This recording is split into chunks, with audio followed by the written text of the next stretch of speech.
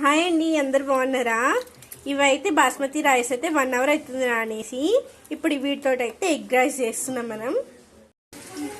ఇదిగోండి, మనం వేడి బాస్మతి రైస్ అయితే అయిపోయింది. ఇటు కంచుల్లో వచ్చేసరికి 2 పావులు నూనె పోసుకొని ఎగ్స్ కూడా కొట్టేసుకున్నాం. 5 ఎగ్స్ కొట్టుకున్నా.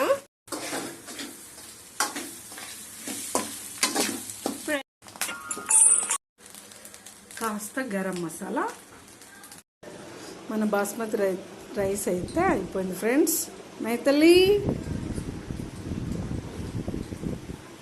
ఎలా ఉంది మైతల్లి? రేపు పొద్దున కోసం అయితే ఇప్పుడు నైట్ అయితే 11 అవుతుంది. సజ్జలు, మినపప్పు, దోశలకైనా ఇడ్లీకైనా.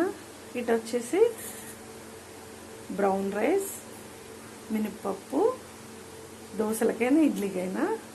ఇది కొర్రలు తినడానికి రేపొద్దుట. ఈ దోశలు అయితే చాలా టేస్టీగా ఉంటాయి.